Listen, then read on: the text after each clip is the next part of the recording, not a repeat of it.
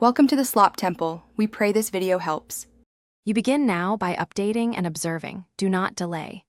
Go to Settings, System Software Update, install any available update because stability fixes often land there. Next, inspect the HDMI cable and TV input. Loose or auto-switching ports can reset modes. While watching, reproduce the condition once. Enter a game, enable TV's game mode, then exit or sleep the console. This quick reproduce step shows whether the problem is console side or display side, and sets you up for targeted fixes.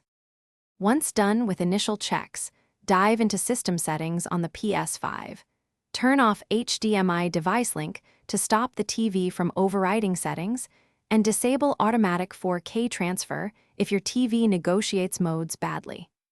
Make sure power settings don't fully power down the console.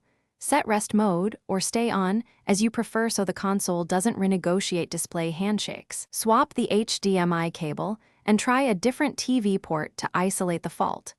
These steps address negotiation timing and persistent configuration conflicts.